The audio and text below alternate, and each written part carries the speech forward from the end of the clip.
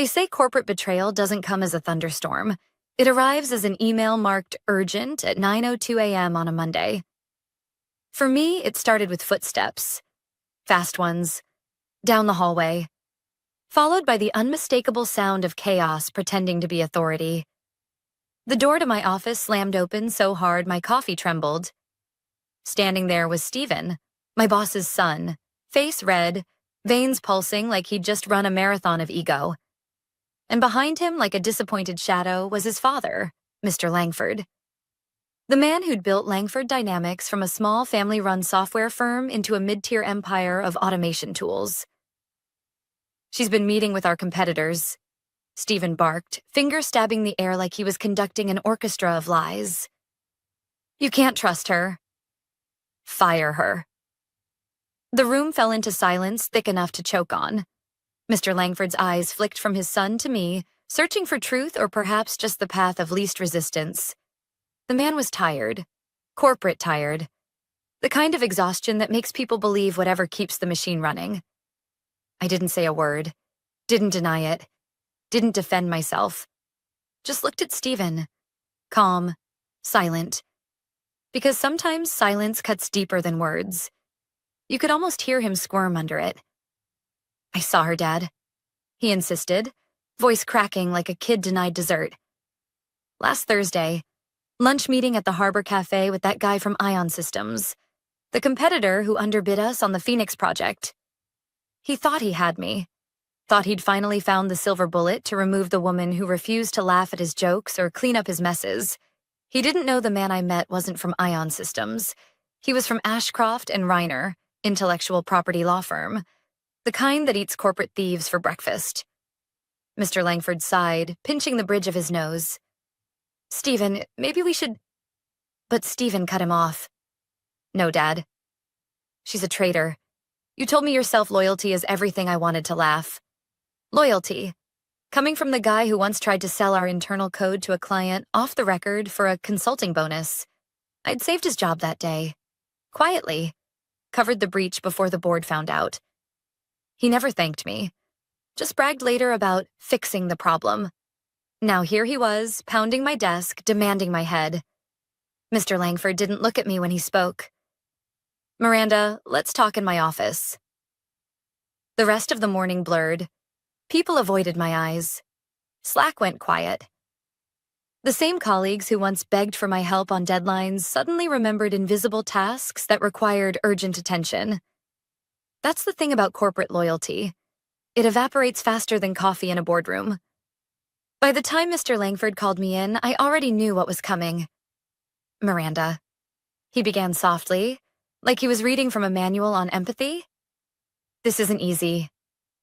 You've been with us, 8 years? 10, I corrected gently. 10. Right, 10. You've been instrumental to our success, but with these allegations and the perception of impropriety?" There it was. Perception. The corporate guillotine that doesn't need proof. Just optics. "We have to let you go." I nodded. Calm, professional. Too calm for his liking, maybe. "I understand," I said.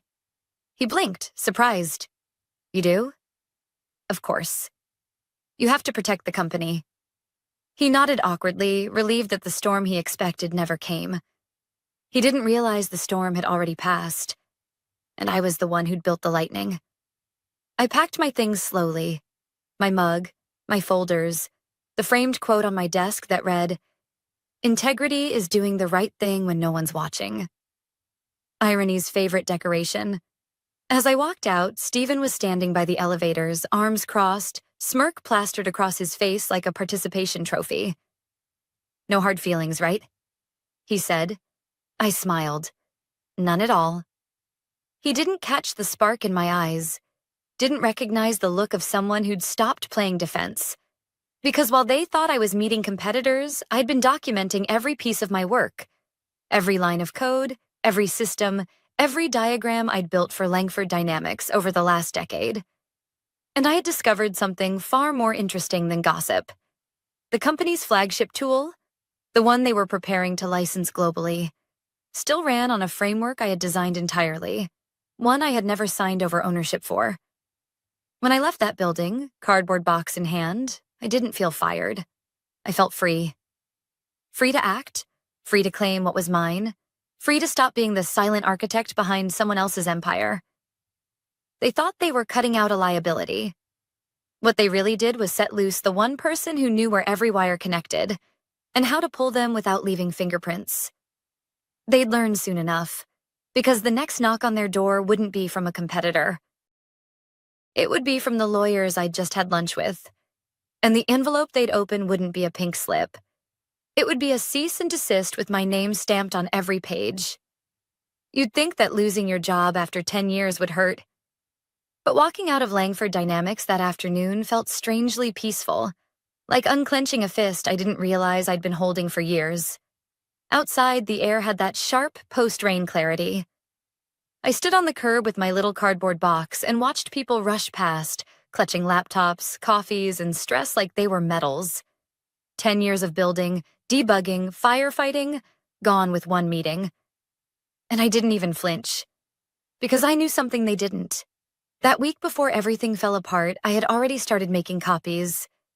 Not of company secrets, but of my work. The framework I'd created before Langford Dynamics even hired me.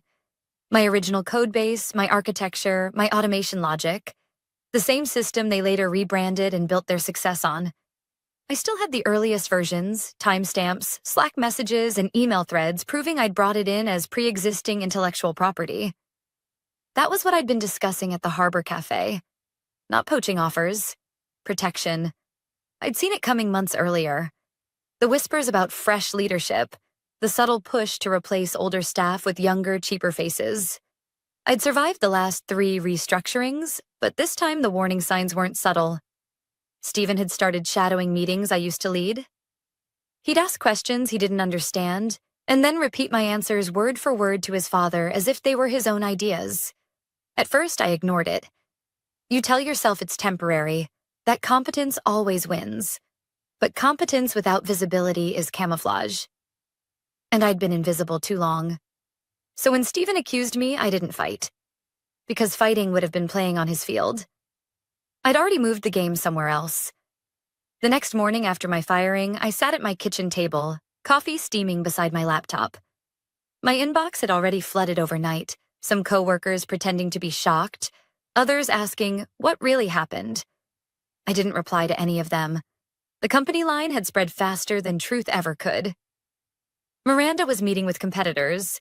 Miranda leaked something. Miranda went rogue. Let them talk. Rumors are temporary. Receipts are forever. I opened the folder labeled Langford_framework_pre-2020. Inside were hundreds of files, scripts, flow diagrams, and prototype screenshots. Some had my initials embedded in the metadata. Others had Slack timestamps from years ago, back when I was still naive enough to think merit mattered. By noon, I was on a call with my contact at Ashcroft and Reiner, a woman named Dana, sharp as a scalpel and twice as dangerous. "So they fired you," she said, sipping something unseen on the other end of the line. Convenient timing. Less than a week after I asked about IP ownership in writing, I replied. She laughed softly. Then they just made our job easier. Dana explained the process, filing provisional patents for my core frameworks, confirming authorship, building a timeline that proved what existed before my employment contract. I had the logs, the original GitHub entries, even early emails between me and a freelance UX designer from back when the system was just an idea in my apartment. Everything was lined up like dominoes. That afternoon, I went back to Langford Dynamics one last time to collect my last paycheck and sign the offboarding forms. HR greeted me with that brittle politeness they reserve for people who might sue later. "Good luck, Miranda," said Karen from HR, smiling too tightly. "You've been such an asset." Asset. Like I was a spreadsheet line item. I handed over my badge, signed the paperwork, and walked out without looking back. But as I passed the glass hallway, I saw Stephen in his father's office through the tinted pane, pacing, waving his arms, clearly proud of himself. He'd probably already told everyone he'd protected the company. It was almost poetic. The man who accused me of betrayal had no idea the company's flagship product, the one he bragged about to investors, still carried my command syntax, my libraries, my fingerprints. 2 days later, I got a message from one of the junior developers, Hannah. Miranda, just curious. Did you ever sign over the core framework ownership? Steven's been saying you did. I smiled at the screen. No, I thought. I didn't. Out loud, I only typed, "Be careful what you repeat, Hannah. Some things aren't what they seem." That evening, Dana called again. "All documentation verified," she said. "We'll file provisional patents first thing tomorrow. You'll be listed as the sole creator." I stared at my monitor. The green glow reflected in my coffee. For the first time in months, I exhaled without bitterness. The next steps would take time. Legal filings, review periods, letters. But the foundation was solid. Everything they'd built rested on what I had created. And soon the law would recognize that officially. It wasn't revenge yet. Not the loud kind, anyway. But it was the kind that starts quiet. The type that builds pressure behind closed doors until something eventually cracks.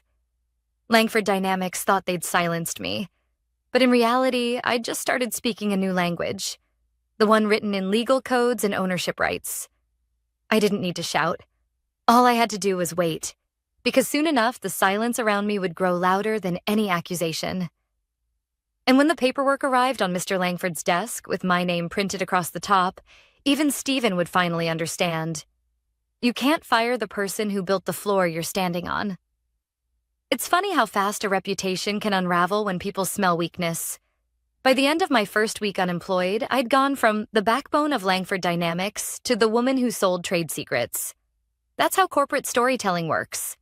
Accuracy optional, drama mandatory. The first rumor I heard came from Hannah, the junior developer who'd messaged me before. She texted late at night, a screenshot of the company's Slack channel. "Steven says you were consulting for Ion Systems for months." I stared at the message for a while before replying. Of course he does. I didn't ask her to correct it. I didn't care. Because while Steven was busy playing defense in public, I was quietly preparing my offense. Dana and her team at Ashcroft and Reiner worked fast. 3 provisional patents were officially filed under my name within 5 days. One for the adaptive framework architecture, one for the predictive automation layer, and one for the data synchronization interface. All 3 matched the skeleton of Langford Dynamics' main product, CoreLink. And the best part? I had timestamps proving my versions existed 2 years before the company ever branded theirs. Still, I didn't celebrate. I just waited. Because legal progress feels glacial until it suddenly feels nuclear. Meanwhile, the whispers spread. Friends from other departments reached out, carefully choosing sides while pretending they weren't. "We miss you here," one message said. But the timing looked bad. Translation: "We believe the gossip more than your track record." It stung. More than I wanted to admit. I'd spent a decade mentoring some of them, covering for their mistakes, staying late to fix code they'd broken. And now I was radioactive. I learned quickly that corporate loyalty is a handshake with a timer. Still, I stayed quiet. Quiet people make loud moves later. That Friday, I was eating leftovers in my kitchen when the phone rang. It was Mr. Langford himself. "Miranda," he said, his voice sounding older than I remembered. "Look, this isn't an easy call." I imagine not. He sighed. "Steven's young. Impulsive. Maybe he overreacted. But I've been hearing some concerning things. Legal chatter. Something about intellectual property filings." So word had started leaking. "I wouldn't know," I said evenly. "You know how rumors spread." He hesitated. "You didn't take any company material, did you?" "I took what was mine," I said. A pause. You could almost hear him doing the math, weighing ego against exposure. "We'd like to resolve this quietly," he finally said. "No need for unnecessary drama." Quietly. There it was again. The word people use when they mean cheaply. "I'm sure you would," I replied. But we're past that stage. He tried to keep his tone calm, but his voice trembled. Miranda, you need to understand, this could damage everyone. Clients, staff. It already did, I said. The day your son accused me without proof. Silence. Long, awkward, thick. Then he said, I'll have legal reach out. You do that, I said, and hung up. 2 days later, Dana forwarded me a letter, a polite threat from Langford's attorneys. They called my patents unsubstantiated and warned that pursuing them could constitute defamation and theft of proprietary assets. I read it twice, then laughed. They were bluffing, and badly. Their proprietary assets were my source code. Dana called me soon after. They're nervous, she said. We'll draft our formal response and attach your documentation trail. It'll shut them down fast, but I didn't want to shut them down. Not yet. I wanted them to sweat, to feel that subtle shift in the air, the kind that comes before a storm breaks. Meanwhile, Stephen kept feeding the rumor mill. He'd started posting on LinkedIn, vague, self-congratulatory nonsense about integrity and leadership and protecting innovation from internal sabotage. The comments were filled with clapping emojis and corporate cheerleaders. I didn't reply. I just took screenshots. Then something unexpected happened. Hannah called me, voice shaking, whispering like she was confessing a crime. Miranda, you need to know, the code audit showed something. The new build? It still has your original framework buried inside it, the one Stephen swore they rewrote. I closed my eyes. There it was. Confirmation. The company's flagship product was literally built on my protected IP. Every license, every client deployment was now a potential liability. You didn't tell them, did you? I asked. She hesitated. Not yet. But they're panicking. I think they know good, I said softly. Let them. That night, I sat in my apartment with the lights off, watching the city flicker below. For the first time in years, I didn't feel small. I felt like gravity had quietly shifted. No explosions, no shouting, just inevitability. I opened my laptop, drafted a new email to Dana. Proceed with full filing. Include the audit findings. Notify the board? Then I stared at the blinking cursor for a long time before adding one last line. They fired the wrong person. When I hit send, I didn't feel vindictive, just steady. I'd spent years being the quiet one, the fixer, the invisible support beam holding up someone else's empire. Now, I was the fault line. And the tremors were only beginning.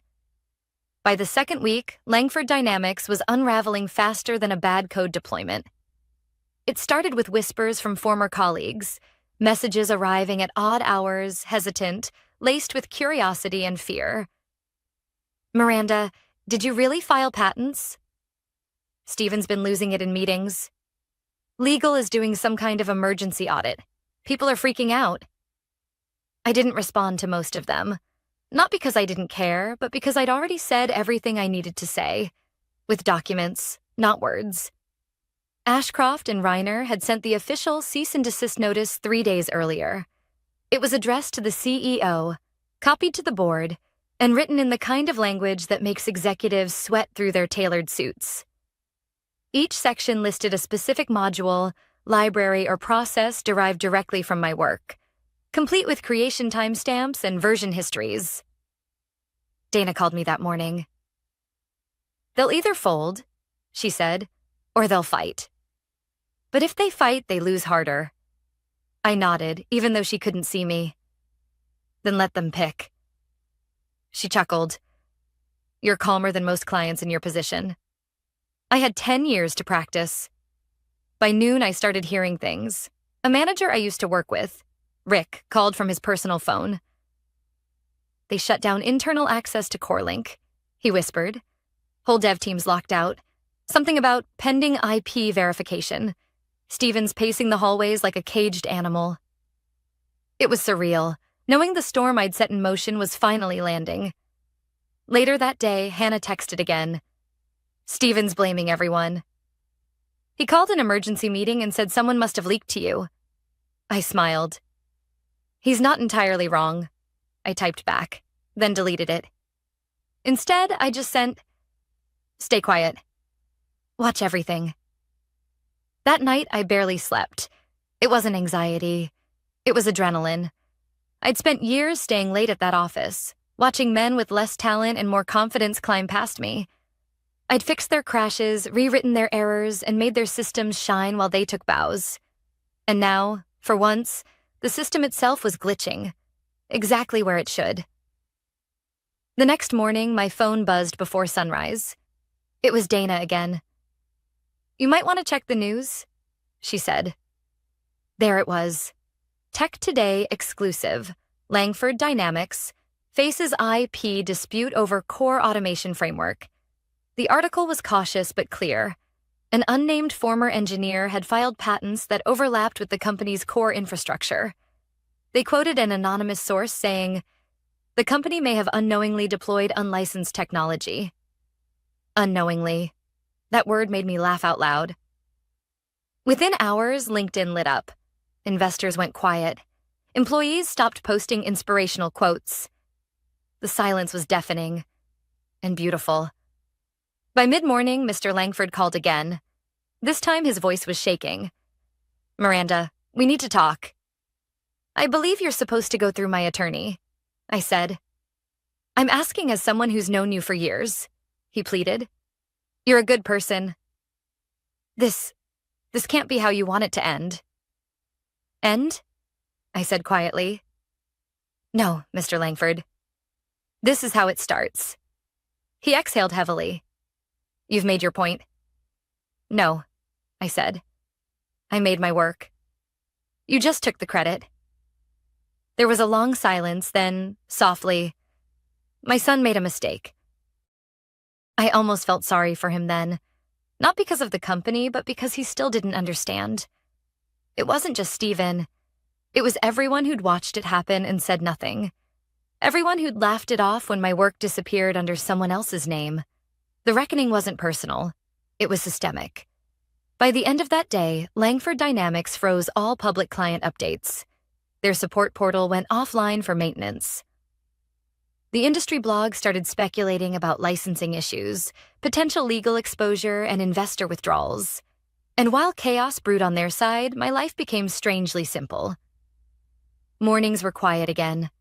No endless Slack threads, no late-night urgent fixes for other people's blunders. Just me, a cup of coffee, and the steady hum of justice catching up. Still, I wasn't naive.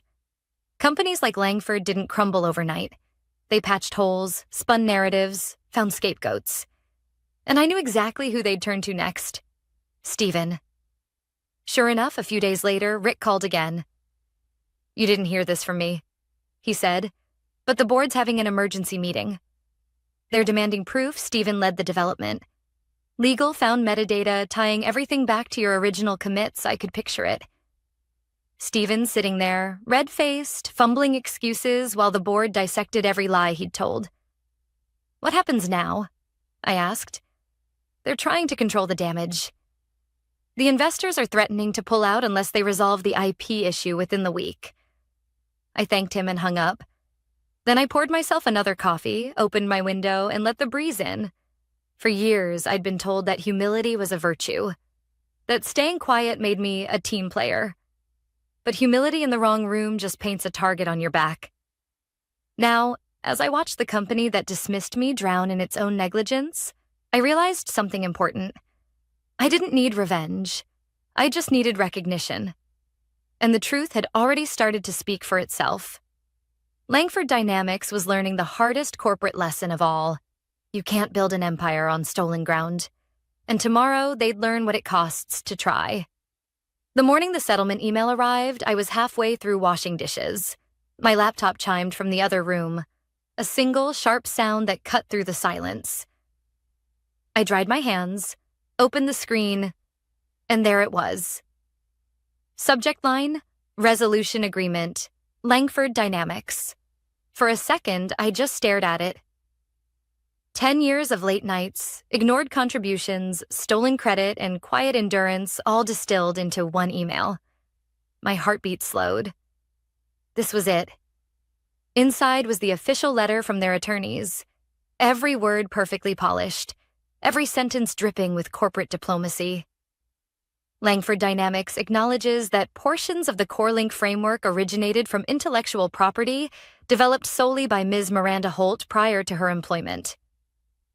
There it was. Acknowledgement. On record. In recognition of this, Langford Dynamics will license said technology under Miranda Holt Consulting LLC, with annual royalties and full creator attribution. Both parties agree to a mutual non-disparagement clause. I laughed quietly. They wanted silence in exchange for respect. For me, that was a bargain I could live with. Dana called 10 minutes later. "Congratulations," she said. "They caved faster than I expected." "Fear's a good motivator," I replied. "You did this right, Miranda." No drama, no social media explosions, just precision. "That's how systems collapse," I said. Quietly. It wasn't victory champagne that night. Just tea, a clean inbox, and a calm I hadn't felt in years. The kind of calm that comes after finishing something enormous. Something right. But while I had closure, the news kept moving. The industry blogs ran with the story again.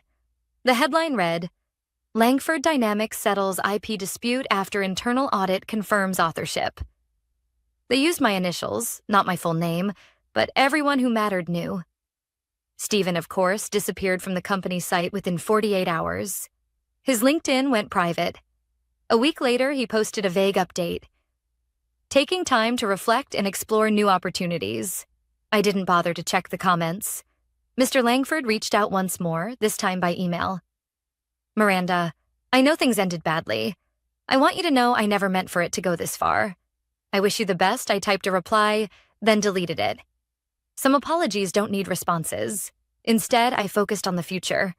Dana had suggested I formalize my consulting business, and within a month, Holt Systems Consulting LLC was born. My first clients? Two mid-sized tech firms who'd quietly severed their contracts with Langford Dynamics after the scandal. They wanted stability and trust. When I walked into my new workspace for the first time, just a small rented office downtown, bright with morning light, I felt something I hadn't in a long time. Ownership. Every desk, every line of code, every decision was mine. I hired Hannah first. She hesitated at first, unsure if she was ready to leave the safety of a big company, but she came anyway. "I don't want safety anymore," she said. "I want honesty." I handed her a laptop and smiled. "Then you're in the right place." Within weeks, the office came alive. The sound of keys tapping, coffee brewing, quiet laughter, all without the toxicity, the posturing, the politics. Just work that mattered. Sometimes, though, the past echoes. A few months later, I ran into one of my old colleagues, Rick, at a tech conference. He looked sheepish when he saw me. "I owe you an apology," he said. "Back then, I didn't say anything. I should have," I nodded. "We all make choices." Some louder than others, he hesitated, then added, "For what it's worth, everyone's saying you handled it with class. The board still uses your case as an example during compliance meetings." That made me laugh. Glad I could be educational. After he left, I found a quiet corner and watched people passing by, most of them younger versions of who I used to be. Ambitious, hopeful, maybe a little naive. And I thought about the lesson I'd learned too late. Loyalty without respect is servitude. Langford Dynamics would survive, probably even thrive again. The world forgets fast, but their code, their foundation, their success, all of it now carried a small digital signature. My name, etched deep in its architecture, invisible to the untrained eye but always there. The irony wasn't lost on me. They'd tried to erase me from their system, and now they'd spend years paying me every time they used it. One evening, I stayed late at the office. The lights dimmed as the city outside flickered into night. Hannah had gone home hours ago, and the quiet hum of the servers filled the room. I opened an old file on my computer. The first version of the framework I'd ever written. back when it was just an idea and a dream. At the bottom of the code, in a comment line, my younger self had written, "Build something that outlives you." I smiled, because I had. And it had taken betrayal, loss, and a false accusation to finally make me realize it. As I shut down my laptop, I thought about Stephen's words that day. "She's been meeting with our competitors, fire her." He was half right. I wasn't meeting competitors, I was meeting lawyers. And now I didn't just have my job back, I had my name back, my future. And every time Langford Dynamics powered up their systems, they'd be reminded, the woman they fired was the one who made them run.